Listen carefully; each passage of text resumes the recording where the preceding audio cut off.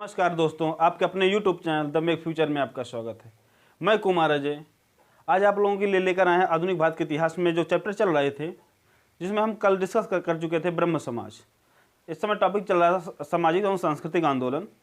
उसमें से सामाजिक एवं सांस्कृतिक आंदोलन में हम लोग ब्रह्म समाज और ईश्वरचंद्र विद्यासागर, केशव चंद्र सेन और देवेंद्रनाथ टैगोर का जो टॉपिक था वो हम लोग देख लिए थे।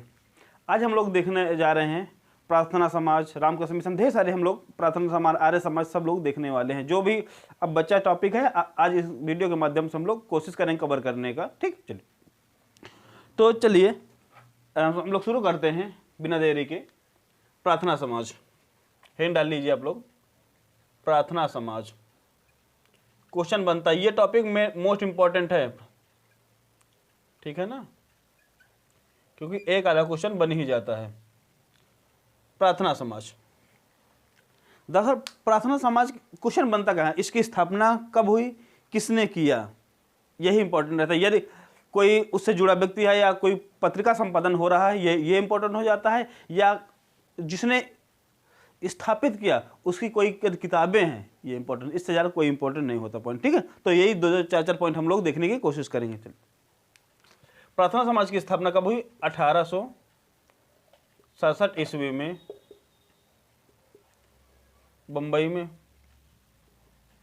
1867 ईस्वी बम्बई में आत्माराम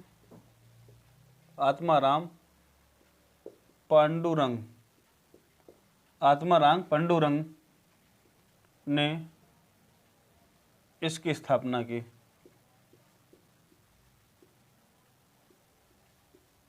इसकी स्थापना, प्रार्थना समाज की स्थापना कब हुई? 1867 ईस्वी में। इंपॉर्टेंट क्या है, किसने किया? आत्माराम पांडुरंग ने, ठीक है ना। किसके सहयोग से किया, ये क्वेश्चन नहीं पूछा जाता कि केशव चंद्र सेन थे और भी बहुत सारे व्यक्ति थे, तो ये थे, ठीक है। इसके बाद कुछ अन्य महत्वपूर्ण व्यक्ति कौन थे इनके सहयोग? क्या अन्य महत्वपूर्ण व्यक्ति जिसके संस्थापक सदस्यों में थे अन्य महत्वपूर्ण व्यक्ति कौन कौन थे, देख लीजिए। क्योंकि एक बार क्वेश्चन आया था कि प्रार्थना समाज की स्थापना किसने की, लेकिन आत्माराम पांडुरंग न दिया हो तो हम कौन सा ऑप्शन मारेंगे, क्वेश्चन ऐसे आता है ना। चलिए, तो दूसरे व्यक्ति हैं महादेव गोविंद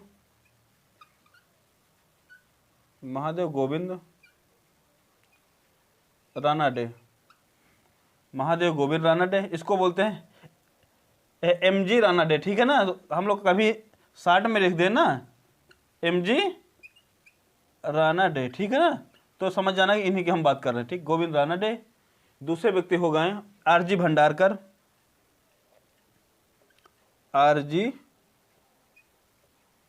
भंडारकर। अगले तीसरे व्यक्ति हैं, महत्वपूर्ण व्यक्ति हैं NG चंदावरकर। NG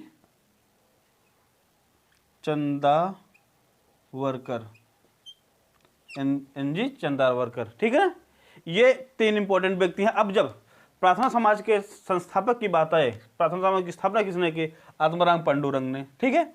अब यदि आत्माराम पांडुरंग न दिया हो तो आप क्या मान सकते हैं? महादेव गोविंद रानाडे मान सकते हैं। इसके दूसरे व्यक्ति कौन है? महादेव गोविंद रानाडे। एक दो बार क्वेश्चन पीसीएस में तक भी पूछा गया है, ग्रुप डी कोई भी एग्जाम में ऐसा क्वेश्चन पूछ सकता है, क्योंकि एक बार पीसीएस में एग्जाम में आ चुका है ये, ठीक है ना। क्या प्रार्थना समाज की स्थापना आत्माराम पांडुरंग ऑप्शन नहीं दिया था, वो दिया था महादेव गोविंद रानाडे। यदि आप इनको नहीं जानते हैं तब आप क्वेश्चन गलत करने की संभावना बन जाती है, ठीक है ना। तो आप लोग ये नहीं होगा तो आप लोग ये ऑप्शन मान सकते हैं, कोई दिक्कत। चलिए, इनका उद्देश्य क्या था? कभी कभी उद्देश्य आपसे पूछ लेता है ना, जो ये प्रार्थना समाज करने का क्या था, उद्देश्य क्या था? उद्देश्य ये था कि जाति व्यवस्था को अस्वीकृत करना। क्या करना? जाति व्यवस्था को अस्वीकृत करना इनका उद्देश्य था। और इनका उद्देश्य क्या था? जाति व्यवस्था और स्त्री शिक्षा को प्रोत्साहन, क्योंकि उस समय स्त्रियों को शिक्षा नहीं दी जाती। स्त्री शिक्षा को प्रोत्साहन। फिर विधवा पुनर्विवाह,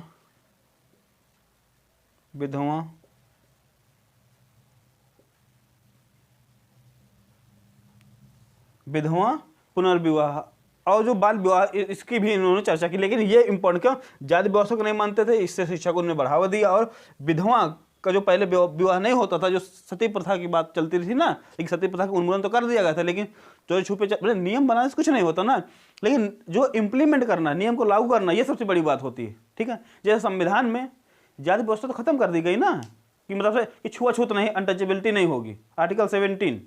लेकिन क्या अनटचेबिलिटी पूरी तरीके से रुकी? नहीं ना। तो इसी तरीके के नियम तो बना दिए गए, लेकिन सती प्रथा चल रही थी, लेकिन इनका भी इन्होंने क्या किया? विद्रोह। और कहा जो विधवा हो जाएंगी उनको सती नहीं किया, उनका दोबारा विवाह कराया, तो विधवा पुनर्विवाह इन्होंने लागू किया। चलिए अगला पॉइंट लिख लिए। महादेव गोविंद रानडे बहुत इंपॉर्टेंट व्यक्ति हैं, तो इनके बारे में कुछ 1-2 पॉइंट लिख लेते। ठीक है, MG रानडे, यही महादेव गोविंद रानडे। ठीक, MG रानडे को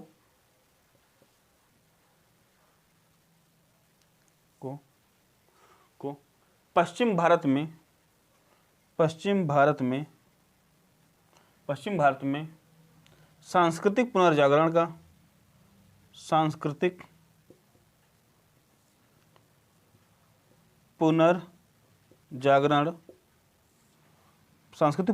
का अग्रदूत कहा जाता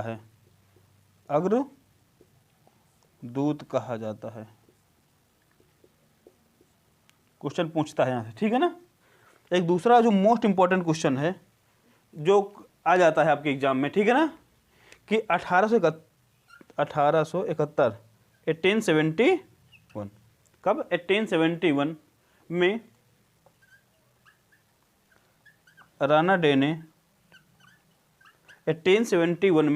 रानाडे ने सार्वजनिक सभा की स्थापना की।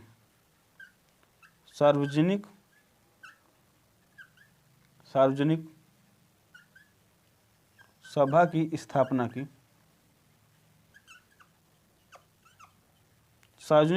स्थापना की। ठीक है ना।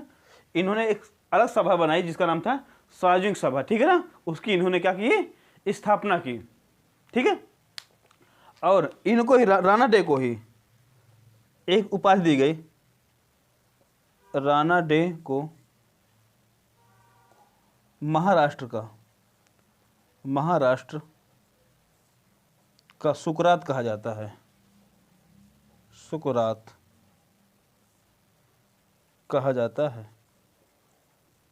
ठीक है, सॉक्रेटिस ऑफ महाराष्ट्र। ठीक है, सॉक्रेटिस ऑफ महाराष्ट्र। महाराष्ट्र का सुकरात किसे कहते हैं? महादेव गोविंद रानडे को। ठीक है, ये कुछ पॉइंट हैं। ये किसके बारे में? ये प्रार्थना समाज के बारे में कुछ पॉइंट हैं। आप लोग इनको क्या करिए? नोट डाउन कर सकते हैं। चलिए नोट डाउन आप लोग पॉज करके नोट डाउन कर लिएगा, नहीं हम लोग रुकेंगे तो काफी टाइम हो जाएगा। ठीक है, चलिए आप लोग कर लीजिएगा।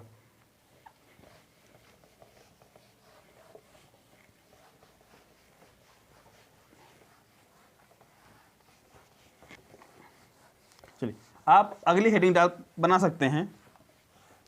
अब प्रार्थना समाज हो गई ना, अब डालिए आर्य समाज। हेडिंग डाल लीजिए आर्य समाज।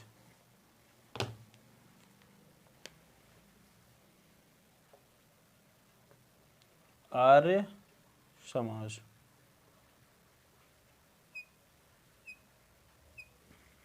अगली हेडिंग डाली क्या है? आर्य समाज।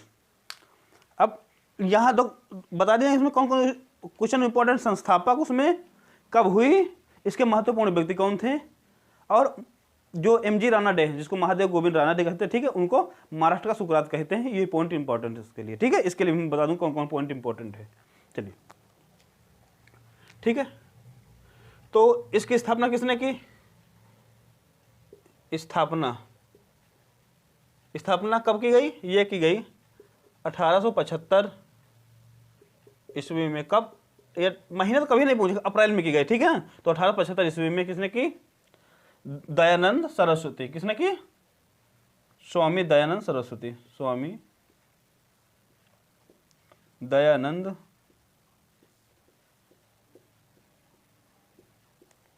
संस्थापक कौन है? स्वामी दयानंद सरस्वती। कभी स्वामी दयानंद सरस्वती का जन्म कब हुआ? इनका जन्म, स्वामी दयानंद सरस्वती का जन्म कब हुआ? कहाँ हुआ था? हुआ तो 1824 ईस्वी में, पूरा टाइम पीरियड इनका था 1824 से 83 तक, 1883 तक, ठीक है। इनका जन्म हुआ काठियावाड़, कहाँ पर, गुजरात में है ना, काठियावाड़ के टंकारा गांव में जन्म, कहाँ, काठियावाड़ टंकारा गांव में, ठीक है, इनका जन्म हुआ। क्वेश्चन ये पूछ लेता है कि दयानंद सरस्वती के बचपन का नाम क्या था, बचपन का नाम या इनका मूल नाम क्या था, ठीक है ना, इनका मूल नाम या बचपन का नाम, ठीक है, या बचपन का नाम कह सकते हैं या इनका मूल नाम क्या था। इनका मूल नाम क्या था, इनका मूल नाम ही मूल शंकर था। क्या नाम था, मूल शंकर, मूल शंकर। इनका बचपन का नाम या इनका मूल नाम क्या था, मूल शंकर था, ठीक है।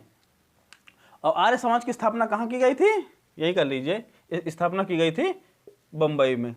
कहाँ की गई स्थापना, आर्य समाज की स्थापना कहाँ की गई, बंबई में 1875 में। किसने की, दयानंद सरस्वती ने। दयानंद सरस्वती का जन्म स्थान नहीं पूछा जाएगा, लेकिन ये पूछा जाएगा कि उसके बचपन, उनके बचपन का क्या नाम था, ठीक है ना। आप लोग ये 3 पॉइंट याद कर सकते हैं, कब की गई, कहाँ की गई, किसने की, और दयानंद सरस्वती के बचपन का नाम क्या था। ये इतने 3 क्वेश्चन इससे बन सकते हैं, ठीक है। चलिए, इनका नारा क्या था, बहुत इंपॉर्टेंट है, बहुत बार पूछा गया, ठीक है ना। इनका नारा क्या था, वेदों की ओर लौटो, वेदों की ओर लौटो। नारा क्या था, इनका नारा था वेदों की ओर लौटो। और इन्होंने एक आंदोलन चलाया जिसका नाम था शुद्धि आंदोलन। इन्होंने, किन्होंने, दयानंद सरस्वती ने, इन्होंने शुद्धि आंदोलन चलाया, शुद्धि आंदोलन। ये शुद्धि आंदोलन क्या है, दरअसल क्या है, जो लोग पहले हिंदू लोग थे, ठीक है, वो मुस्लिम धर्म में परिवर्तित हो गए थे या किसी अन्य धर्म में परिवर्तित हो गए, ठीक है, उनको दोबारा हिंदू धर्म में प्रवेश कराना था, वही था इनका शुद्धि आंदोलन, ठीक है ना। जो दूसरे धर्म में कन्वर्ट हो चुके थे वही दोबारा हिंदू धर्म में प्रवेश दिलाना, उसी का नाम था शुद्धि आंदोलन, ठीक है ना। ये इंपॉर्टेंट पॉइंट है, लेकिन इससे ज्यादा इंपॉर्टेंट पॉइंट ये है, काफी बार क्वेश्चन कि शुद्धि आंदोलन किसने चलाया था, दयानंद सरस्वती ने। किस समाज ने चलाया था, आर्य समाज ने। आर्य समाज का नारा क्या था, वेदों की ओर लौटो, या दयानंद सरस्वती का नारा क्या था, वेदों की ओर लौटो। ये क्वेश्चन पूछते हैं, ठीक है। अब कुछ पुस्तकें हैं, इनकी पुस्तकें कभी कभी क्वेश्चन पूछ लेता है। दयानंद सरस्वती की पुस्तकें, दयानंद सरस्वती की पुस्तकें, ठीक है। कुछ पुस्तकें हैं जो इंपॉर्टेंट है, आपको बता दे रहा हूं।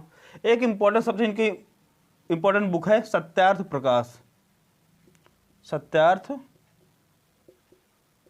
प्रकाश। दूसरी मोस्ट इंपॉर्टेंट है पाखंड खंडन, पाखंड खंडन। अगली जो इंपॉर्टेंट बुक है वेद भाष्य भूमिका, वेद भाष्य भूमिका,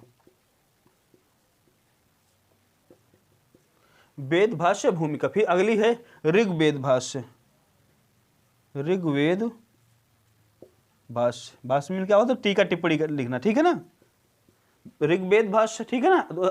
अगली है अद्वैत मत का खंडन, अद्वैत मत का खंडन, ठीक है। लेकिन आपकी 2 ज्यादा इंपॉर्टेंट हैं, सत्यार्थ प्रकाश और पाखंड खंडन। उसमें जो मोस्ट इंपॉर्टेंट है वो है सत्यार्थ प्रकाश। इसको और बाकी चाहे भूल जाए, लेकिन इसको आपको नहीं भूलना है, ठीक है ना। ये मोस्ट इंपॉर्टेंट है, कौन, सत्यार्थ प्रकाश, ठीक है ना। अब किताबें तो बहुत ढेर सारी हैं, जैसे अद्वैत खंडन हो ही गया। फिर अगला ही है पंच महायज्ञ, पंच महायज्ञ विधि कि पंच महायज्ञ क्या विधि, ये भी इनकी किताब है, ठीक है ना। और ढेर सारी किताबें इनकी, ठीक। एक है बल्लभाचार्य मत खंडन, बल्लभाचार्य मत खंडन, ठीक है ना। किताबें इनकी ढेर सारी थी, लेकिन आपको जो 2 याद रखना, तो सत्यार्थ प्रकाश और पाखंड खंडन जरूर याद रखना। एक ही याद आपको रखना पड़े तो सत्यार्थ प्रकाश आपको भूलना नहीं है, याद रखना, ठीक है ना। तो इंपॉर्टेंट कौन कौन पॉइंट है इसके लिए, कब स्थापना की गई आर्य समाज की, कहाँ की गई, किसने किया, 3 पॉइंट, ठीक है ना। स्वामी दयानंद सरस्वती के बचपन का नाम क्या था, इन्होंने नारा क्या दिया, वेदों की ओर लौटो। इन्होंने कौन सा आंदोलन चलाया, शुद्धि आंदोलन। इनकी पुस्तक सबसे मोस्ट इंपॉर्टेंट पुस्तक है सत्यार्थ प्रकाश, या उसके अरे याद करने में कोई पूरी याद करो कोई समस्या नहीं है। मैं आपको मोस्ट इंपॉर्टेंट सत्यार्थ प्रकाश आप याद कर लेंगे तो और अच्छा रहेगा, पूरी कर लोगे तो सबसे अच्छा रहेगा। लेकिन आपको सत्यार्थ प्रकाश और पखंड खंडन भूलना नहीं है, उसमें इनको भूलना ही है तो, लेकिन सत्यार्थ प्रकाश को कभी भूलना नहीं है, ठीक है। इतनी किताबें हो गई और ये कुछ पॉइंट थे आर्य समाज के, आप लोग इन पॉइंटों को नोट डाउन कर लीजिए, ठीक। आप लोग इसको लिख लिए होंगे, ठीक है। चलिए इसको मिटा दे रहे हैं। अब दूसरे समाज की ओर चलते हैं, हम पढ़ने जा रहे हैं अब रामकृष्ण मिशन, ठीक है ना। दूसरी समाज है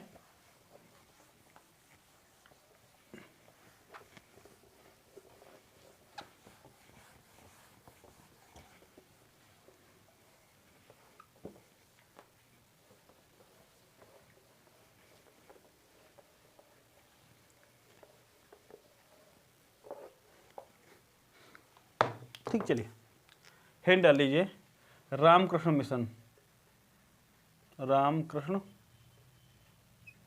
मिशन।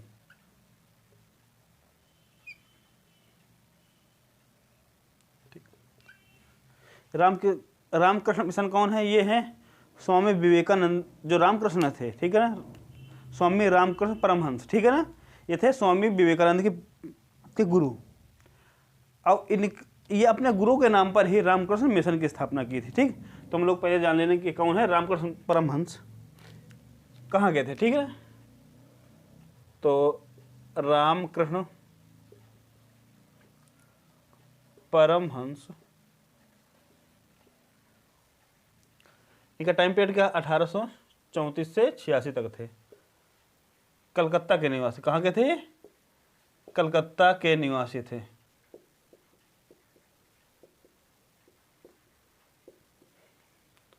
ठीक, मैंने रामकृष्ण परमहंस के बारे में इतना बता दिया, ठीक है, कि ये कहाँ कलकत्ता के थे। और स्थापना किसने की, रामकृष्ण मिशन से, रामकृष्ण का नाम न याद करना है, ठीक है ना। तो रामकृष्ण मिशन की स्थापना रामकृष्ण परमहंस ने नहीं की थी, और नहीं की थी फिर और किसने किया था, सुन लीजिए। रामकृष्ण परमहंस के एक शिष्य थे, इनके शिष्य हैं, नाम इनका स्वामी विवेकानंद, स्वामी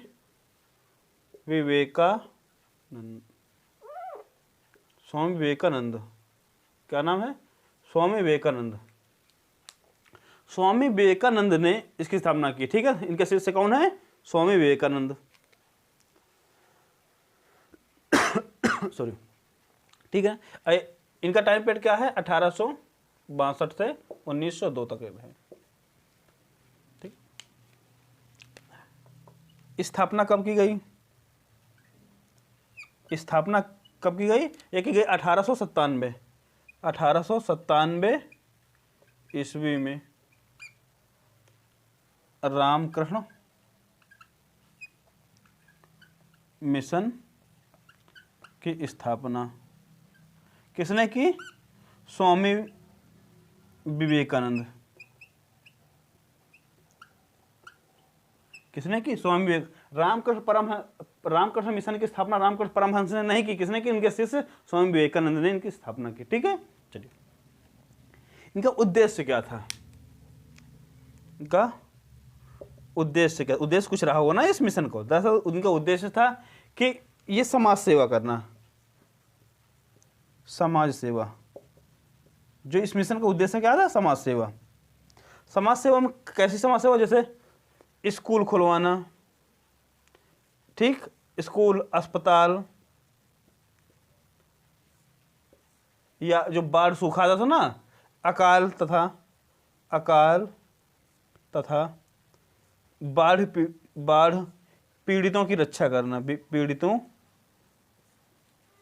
की रक्षा करना, ये इनका मेन उद्देश्य था, ठीक है ना। समाज सेवा करना, स्कूल खुलवाना, अस्पताल खुलवाना, या अकाल बाढ़ पीड़ितों की रक्षा करना, ठीक। अब इनका नाम स्वामी विवेकानंद ही क्यों पड़ा, ठीक। तथा इनका जो स्वामी विवेकानंद का, स्वामी विवेकानंद, ठीक, जो स्वामी विवेकानंद थे, जो इनका जो नाम मूल नाम था क्या था, इनका बचपन का नाम क्या था, या इनका मूल नाम क्या था, मूल नाम ओरिजिनल में इनका नाम क्या था, इनका नाम था नरेंद्र नाथ। क्या नाम था, नरेंद्र दत्त कभी कभी लिखा रहता, कभी कभी नरेंद्र नाथ लिखे थे। नाम क्या था इनका, नरेंद्र नाथ। फिर इनका स्वामी विवेकानंद नाम कब पड़ा, दरअसल क्या बात हुई, ये जा रहे थे 1894 ईस्वी में, कहाँ जा रहे थे, शिकागो सम्मेलन में, शिकागो धर्म सम्मेलन में,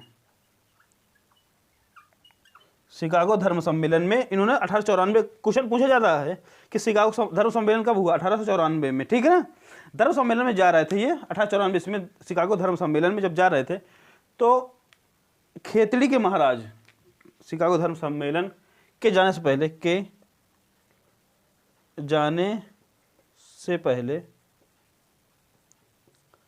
खेतड़ी के महाराज नाम क्या था, अजीत सिंह। खेतड़ी के महाराज अजीत सिंह ने इनका नाम स्वामी विवेकानंद रखा, स्वामी विवेकानंद रखा, ठीक है ना। जब 1894 शिकागो धर्म सम्मेलन में के जाने से पहले किसने, अजीत सिंह ने, कहाँ के, खेतड़ी के महाराज थे, उन्होंने इनका नाम स्वामी विवेकानंद रखा। याद हो जाएगा ना। चलिए, कि इनका नाम पहले क्या था, नरेंद्र नाथ था। इन्होंने शिकागो धर्म सम्मेलन में भाग लिया, कब भाग लिया, 1894 में। लेकिन उनके जाने से पहले अजीत सिंह ने, खेतड़ी के महाराज जो थे, खेतड़ी कहाँ पर है, राजस्थान में, ठीक है, वहाँ के महाराज थे, उन्होंने इनका नाम स्वामी विवेकानंद रख दिया, ठीक है। अब रामकृष्ण का मुख्यालय, या रामकृष्ण मिशन का मुख्यालय कहाँ पर थे, इनके मुख्यालय 2 जगह पर थे। एक था कलकत्ता के बेल्लूर में, एक था कलकत्ता में, एक था अल्मोड़ा में। जगह क्या, कलकत्ता के नाम था वेल्लोर, दूसरी जगह अल्मोड़ा में जो जगह है उसका नाम है मायावती। ये जगह है, किसी व्यक्ति का नाम नहीं है, ठीक है, मायावती, ठीक है। और इनके ना, और इनकी पुस्तक थी, इनकी पुस्तक का नाम जरूर याद रखना है। इनकी पुस्तक क्या नाम था, स्वामी विवेकानंद की पुस्तक का नाम था क्या, मैं समाजवादी हूँ। कौन सा, मैं समाजवादी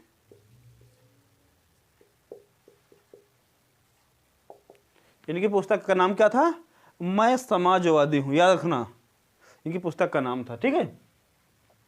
और इन्होंने काम क्या क्या किया, इन्होंने किस चीज का समर्थन किया, कभी कभी पूछ लेता है ना। इन्होंने मूर्ति पूजा और बहुदेववाद का समर्थन किया। इन्होंने क्या किया, इन्होंने मूर्ति पूजा एवं बहुदेववाद का समर्थन किया, ठीक है।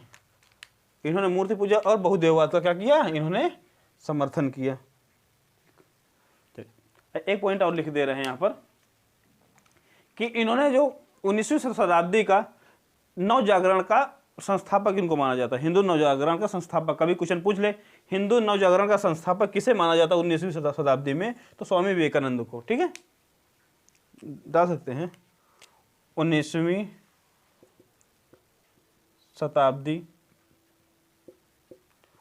शताब्दी के नव हिंदू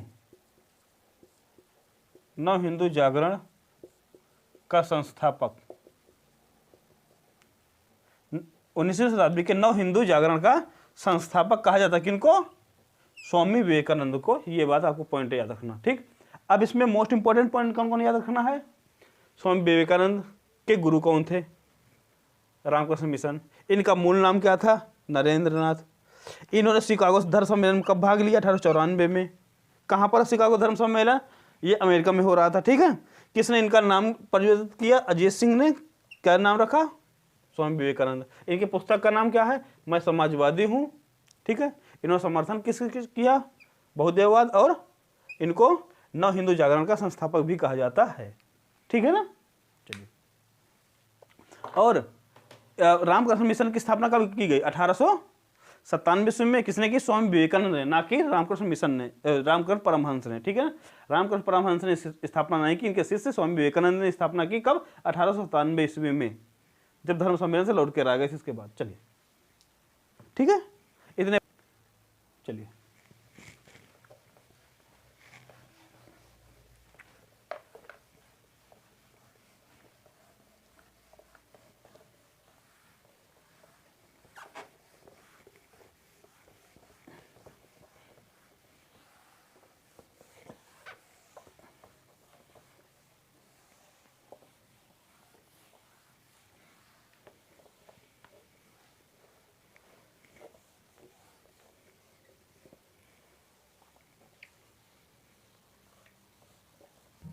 चलिए, ठीक है। अब स्वामी विवेकानंद के बारे में हम लोग जानकारी, लेकिन हाँ, एक व्यक्ति हैं उनके बारे में थोड़ी जानकारी कर लेते हैं, ईश्वर चंद्र विद्यासागर के बारे में। उन्होंने स्थापना किसी चीज़ की नहीं की, लेकिन उन जुड़े तो रहे हैं वो ब्रह्म समाज से भी। ठीक है ना, तो उनके ईश्वर चंद्र विद्यासागर के बारे में कुछ चीज़ें हैं, उनके बारे में थोड़ा जानकारी हम लोग कर ले लेते हैं। ठीक है, तो अब लोग हेडिंग डाल सकते हैं, ईश्वर चंद्र विद्यासागर। ईश्वर चंद्र विद्यासागर।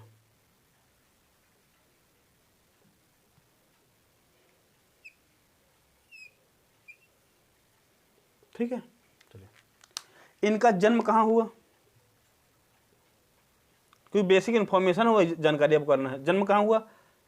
26 सितंबर 1820 ईस्वी में बंगाल के मिदनापुर जिले में बीर सिंह नामक गांव में, बीर सिंह नामक गांव में एक ब्राह्मण परिवार के घर में, एक ब्राह्मण परिवार के यहाँ हुआ। ठीक है ना, कहाँ हुआ? मिदनापुर जिले में, बंगाल में हुआ। कब हुआ? 26 सितंबर 1820 ईस्वी में, मिदनापुर में। गांव का नाम क्या है? बीर सिंह। ठीक, चलिए, और इन्होंने कुछ किताबों का क्या किया? उन्होंने संपादन भी किया। वो किताबें आपके लिए इंपॉर्टेंट है, ठीक है, इसलिए मैं लिखा रहा हूं। ठीक है, इन्होंने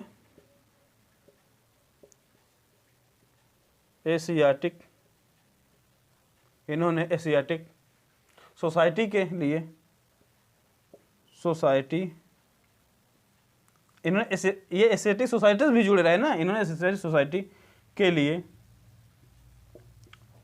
माधवाचार्य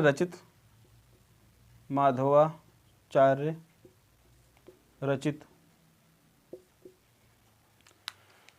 सर्वदर्शन संग्रह,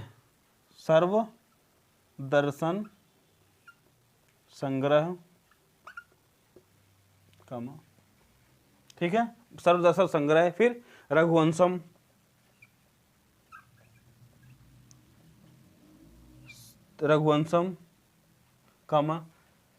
एक दूसरी किताब थी किरार तर्जुनियम।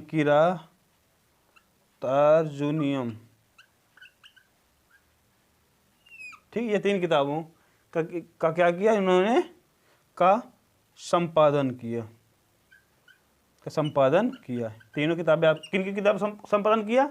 लेकिन लिखी इनकी किताब में, संपादन किन किताबों? सर्वदर्शन संग्रह, रघुवंशम और किरार तर्जुनियम का इन्होंने क्या किया? इनको संपादन किया। ठीक है, और इन्होंने संस्कृत भाषा में कुछ किताबें भी लिखी। ठीक है ना, इनकी रचना कौन कौन सी? किस भाषा में रचना है इनकी? संस्कृत भाषा में कौन कौन सी रचना इन्होंने की? व्याकरण कौमुदी, क्या था नाम? व्याकरण कौमुदी। दूसरी है शकुंतला।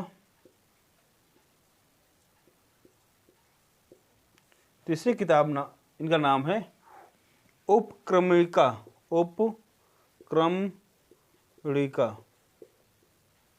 इन 3 किताबों की इन्होंने क्या किया, रचना की। और यही नहीं, इन्होंने विधवा विवाह और प्लस जो स्त्री शिक्षा को बहुत बढ़ावा दिया। ठीक है, इन्होंने 35 बालिका विद्यालयों की स्थापना की, 35 बालिका विद्यालय की स्थापना। और इन्हीं के प्रयासों से, इन्हीं के प्रयासों से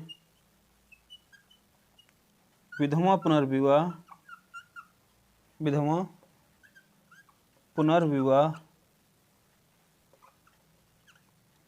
विधवा पुनर्विवाह, विधवा पुनर्विवाह जो कानून था ना, विधवा पुनर्विवाह को कानूनी रूप 1856 में दिया गया। ठीक है, इन्हीं के प्रयासों से जुलाई 1856 में, टाइम पे कहा था जुलाई, वो आपके लिए इंपॉर्टेंट नहीं है, लेकिन विधवा पुनर्विवाह का जो प्रावधान था या विधवा पुनर्विवाह अधिनियम कब लाया गया, 1856 में। किनके प्रयासों से? ये ईश्वरचंद्र विद्यासागर के प्रयासों से ही ये। तो आप ईश्वरचंद्र विद्यासागर के बारे में ये कुछ जानकारी आप लोग मोटी मोटी जानकारी लिख लीजिए, कर लीजिए। ठीक है, आप लोगों ने इसको पॉइंट को नोट डाउन कर लीजिएगा, ये बहुत ज़्यादा इंपॉर्टेंट है। चलिए, लेकिन ये जो 3 किताबें हैं ना, इनको जरूर कर लेना। और ये विधवा पुनर्विवाह 1856 में लागू किया गया। ठीक है, चलिए। और ये काफ़ी विद्यालयों में प्रधानाचार्य भी रह चुके हैं कलकत्ता में। ठीक, चलिए। और अब जो हम लोग अगला टॉपिक डिस्कशन करने जा रहे हैं, उसमें कल हम लोग सत्यशोधक समाज, जो बहुत ज़्यादा इंपॉर्टेंट है, जिसमें हम लोग पढ़ने वाले हैं ज्योतिबा फूले, उनकी पत्नी सावित्रीबाई फूले। ठीक है, इनके बारे में हम लोग पढ़ेंगे। फिर डेरोजियो साहब, जो यहाँ ने क्या कहते, डेरोजियो साहब ने जो थियोसॉफिकल सोसाइटी की स्थापना की, उनके बारे में। फिर यंग बंगाल जो था, उसके बारे में ढेर सारी चीज़ें हम लोग अगले लेक्चर में पढ़ने वाले हैं। ठीक है, और आप लोग इसी तरीके से निरंतर इस क्लास को करते रहिए। आपको एक एक पॉइंट टू पॉइंट, आपको हर चीज़ जो इम्पोर्टेंट होगी आपको प्रोवाइड कराई जाएगी। मेरी कोशिश रहेगी जितना मैं पढ़ाऊँगा क्वेश्चन यहीं से पूछा जाएगा लगभग। और जो टेस्ट हर संडे कराता हूँ, उस टेस्ट में ज़रूर भागीदारी किया करिए आप लोग। ठीक है, अभी तो इसे लिख कर हम करवाते हैं, लेकिन कोशिश रहेगी हम PDF फॉर्म में भी जल्दी ही कोशिश करें कराने के लिए। PDF फॉर्म में हम लोग कराते रहेंगे। और हमारा टेलीग्राम चैनल है द मेक फ्यूचर नाम से। ठीक, मैं लिंक डाल दूंगा इस वीडियो में। जो टेलीग्राम चैनल है, उस टेलीग्राम चैनल को आप ज्वाइन करके आप PDF भी प्राप्त कर सकते हैं। ठीक है ना, चलिए। और सबसे आपसे रिक्वेस्ट एक बात की ये जरूर रहती है कि आप लोग इस चैनल को ज़्यादा से ज़्यादा प्रमोट करिए, ज़्यादा से ज़्यादा लोगों तक फैलाइए, जिससे हमारा भी प्रोत्साहन बढ़े और आप लोग हम अच्छे से अच्छी चीज़ें दे सकें। ठीक है, तो मिलते हैं अगले वीडियो में, तब तक के लिए नमस्कार, धन्यवाद।